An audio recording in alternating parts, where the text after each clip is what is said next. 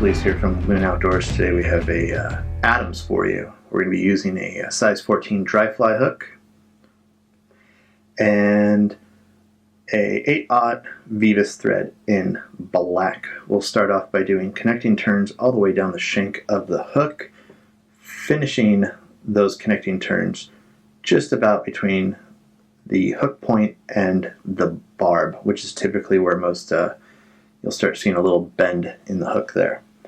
We're going to use some dry fly tailing feathers, and we're going to do a mix of grizzly and brown on this one. The Adams is a gray body with a mix of brown and grizzly. So I'll take about 1/8 inch of each one of these. If you have coq de leon, you can use saddle hackle or tailing feathers like we're doing today. And I kind of roll these in my fingers just a little bit to mix them up so that there's no harsh lines between the two colors. And I think it just adds a cool look. It might be an unnecessary step, but it's just one that I always take. Now I'm going to go ahead and secure those pretty much all the way down. Just really get them secured. I think it adds to durability, doesn't add too much to the fly's bulk, so you're not sacrificing anything.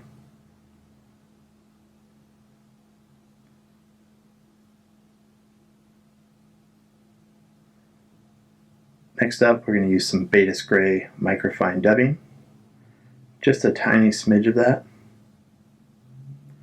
You can bulk them up, thin them out, tie them however you like. I tend to like stuff a little thinner than most, but that's just me.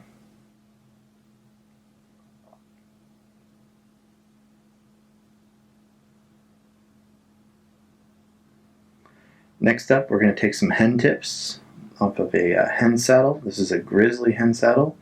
We're going to select two that look super close to each other. You can see they look like almost mirrored images. And what I do is they have a natural curvature, so I back those curvatures up against each other so that they form a natural V when compressed.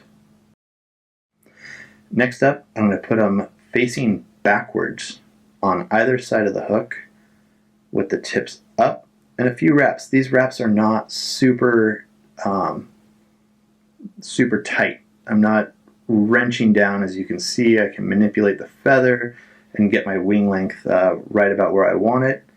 And once I have those set, I'll go ahead and keep adjusting and just really make sure the fly is how I want it to look. Then I trim them off. I go ahead and wrap behind these guys.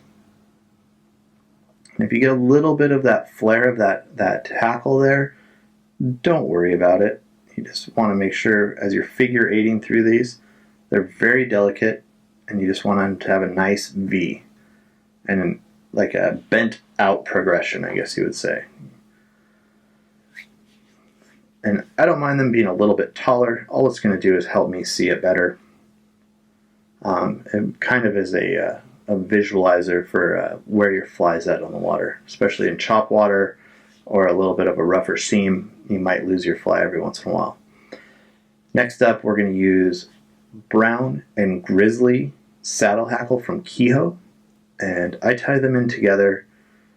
A lot of guys will progressively wrap these forward separately. I am a cheater. I do it all at once. So you can see I'm going to hackle this pretty heavy. Again, you can hackle it lighter or heavier depending on the water that you fish. And when I get up close to the eye, I really just kind of lock that in place as best as possible. Next up, we'll just do a few securing wraps, and we'll trim off our excess hackle.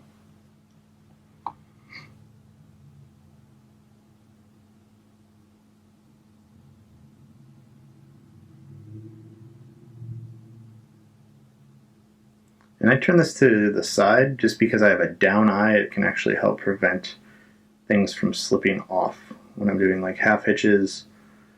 A lot of times on my dries I just do half hitches. I don't know why. It's something I just do.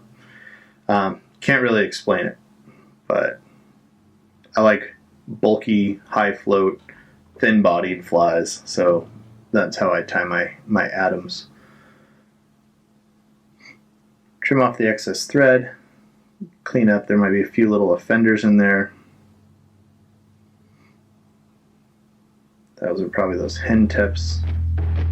So we'll trim them up. And there you go, guys, an Adams. Thanks for watching.